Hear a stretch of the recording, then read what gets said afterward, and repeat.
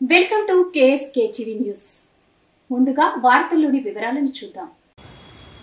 గుత్తి రైల్వేలో స్థానికులకు ప్రాధాన్యత ఇవ్వాలని సమావేశం. అనంతపురం జిల్లా గుత్తి ఆర్ఎస్ లో శుక్రవారం రైల్వేలో స్థానికులకు ప్రాధాన్యత ఇవ్వాలని కోరుతూ సామాజిక కార్యకర్తలు గద్దల మస్తాన్, విజయ్, కెఎం రంగనాయకులు ఆధ్వర్యంలో సమావేశాన్ని నిర్వహించారు. ఈ సందర్భంగా వారు మాట్లాడుతూ రైల్వేలో స్థానికులకు 60%, స్థానికేతరులకు 40% ఉద్యోగాలు ఇవ్వాలన్నారు.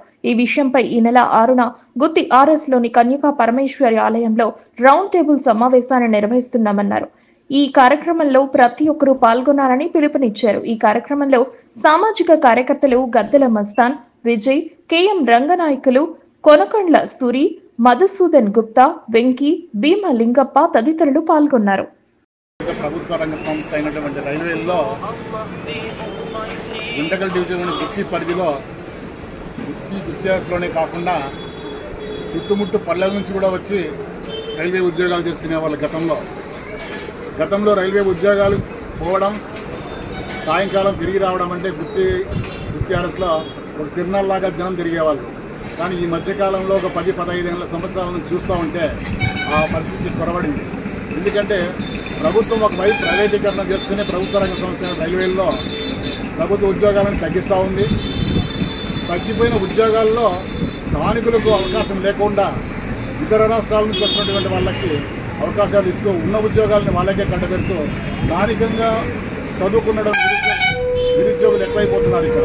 కాబట్టి మేము చెప్పేది ఏమంటే ఆ ఇచ్చే ఉద్యోగాలని మేము వాళ్ళు ఇవ్వకూడదని చెప్పి అడ్డుకోవడం లేదు. అయితే ప్రాంతీయతత్వం చూసుకొని లోకల్గా ఉండే వాళ్ళకి 80% ఇస్తూ నాన్ లోకల్ వారికి 20% ఇవ్వాలని చెప్పి మా డిమాండ్. దాని తర్వాత ఇక్కడ ఉండే వాళ్ళు చదువుకోవడం లేదా, ఇక్కడ ఉండే వాళ్ళకి పని చేసేసరికి సామర్థ్యాలు లేవా, తెలివితేటలు లేవా అని చెప్పి మేము ప్రభుత్వాన్ని డిమాండ్ చేస్తూ ఉన్నాము. కాబట్టి దీన్ని దృష్టిలో పెట్టుకొని భవిష్యత్తులో అటువంటివి ఏమైనా జరిగేటటువంటి 80-20% ప్రభుత్వ ఉద్యోగాలు, రైల్వే ఉద్యోగాల్ని ఇవ్వాల్సిందిగా మేము దీని ద్వారా తెలియజేస్తాము.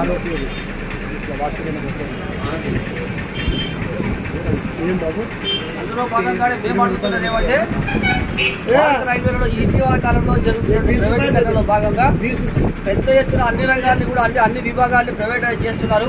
ఆ ప్రైవేటైజ్ చేసే క్రమంలో వేరే ప్రాంతాల నుండి ఆన్లైన్ టెండర్ విధానం అని చెప్పి టెండర్ విధానాన్ని తీసుకొచ్చింది భారత రైల్వేలు.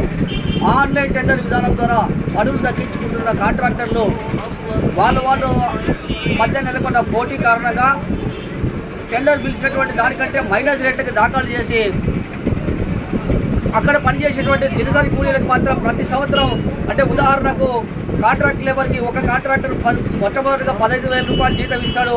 మళ్ళీ కాంట్రాక్టర్ మారినప్పుడు 12,000 రూపాయలు ఇస్తాడు. మళ్ళీ కాంట్రాక్టర్ మారి మైనస్ రేట్కి వేసుకున్నప్పుడు 10,000 రూపాయలు వేస్తున్నాడు. ఆ 10,000 రూపాయలకే మీకు ఇష్టమైతే రండి, లేకపోతే లేదు, ఈ ఉద్యోగాల్లో ఇంతే అని చెప్పి చెప్తా ఉన్నారు. ఈ విధానం కరెక్ట్ కాదు.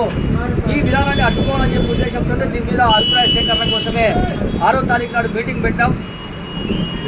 దీని ఉద్దేశం ఏంటంటే ఇక్కడ పనిచేసేటువంటి నిరుద్యోగులుగా ఉన్నటువంటి మా పిల్లలకు కూడా పర్మనెంట్ ఉద్యోగాలు రావాలా, కాంట్రాక్ట్ విధానమే వస్తే కాంట్రాక్టర్లు కూడా స్థానికులు అయి ఉండాలా, స్థానిక నిరుద్యోగులకు కూడా మినిమం పే స్కేల్ అమలు అయ్యే విధంగా చర్యలు తీసుకోవాలనే ఉద్దేశంతో ఈ యొక్క సమావేశాన్ని ఏర్పాటు చేసినాం. ఈ సమావేశానికి అందరూ కూడా వచ్చి మీ అభిప్రాయాలు పంచుకోవాలని చెప్పి కోరుతా ఉన్నాం.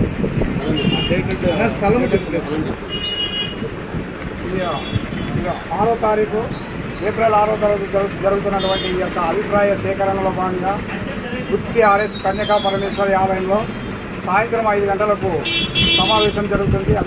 తమ అభిప్రాయాలు తెలియజేసిందిగా అందరినీ కోరుతూ ఈ యొక్క సమావేశాన్ని ముఖ్యంగా రిటైర్డ్ ఎంప్లాయీస్ చాలా మంది ఉన్నారు. వాళ్ళని పట్టించుకునే వాళ్ళు ఒక్కరు లేరు. రైల్వే డిపార్ట్మెంట్ అస్సలు పట్టించుకోవటం లేదు. వాళ్ళు ఇంత చేసినప్పుడు వాళ్ళు కష్టపడి కొడుకులకి కూతుళ్ళకి ఉంటే కన్నా కొద్దిగా సాయం చేయరని చెప్పి మనవి చేస్తున్నాం.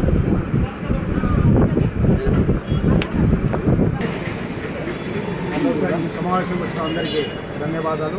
ముఖ్యంగా మన గుత్తి మండలం, మన గుత్తి ప్రజలు, మన అనంతపురం జిల్లా ఉన్న వాసులందరికీ ఈ రైల్వే వల్ల ఎంతోమందికి ఉపాధి ఉండేది. ఇప్పుడు ఆ ఉపాధి కరువైపోతుంది.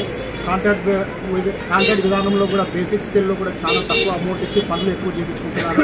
అదేవిధంగా ఇంతకుముందు కరోనా ముందర మనకి ఎన్నో ట్రైన్లు ఇక్కడి నుంచి వెళ్ళేది, అది కూడా కొన్ని డైవర్షన్ల విధంగా కొన్ని నాన్ స్టాప్ కాకుండా వెళ్ళిపోతున్నాయి. గుత్తి జంక్షన్ని మర్చిపోతున్నారు. కావున ఈ ఇవన్నీ చర్చించుకునేందుకు ఈ నెల శ్రీ గుత్తి శ్రీ వాసవి కన్యకాపురం దేవస్థానంలో సాయంత్రం 5 గంటలకి మన గుత్తి ప్రజలందరూ ఈ సమావేశంలో పాల్గొని వారి సలహాలు, అమూల్యమైన సలహాలు, వాళ్ళ ఆలోచనలు చెప్పి మన ఈ కార్యాచరణ ముందుకు వెళ్ళే విధంగా సంకల్పించుకున్నాము.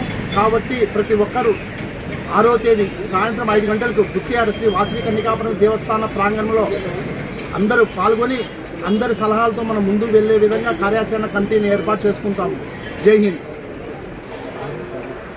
కాస్త సమయభావం తక్కువ ఉన్నందువలన అందరికీ ప్రత్యక్షంగా కలవలేనందుకు చింతిస్తూ 6వ తారీఖు నాడు సాయంత్రం శ్రీ కన్యకా పరమేశ్వర అమ్మవారి టెంపుల్ నందు కల సమావేశానికి పుర ప్రజలందరూ కూడా ఆహ్వానితులే కావున అందరూ కూడా వచ్చి వారి అమూల్యమైన సలహాలు, సూచనలు ఇవ్వాల్సిందిగా కోరుకుంటూ ఈ సమావేశాన్ని ముగిస్తున్నాను.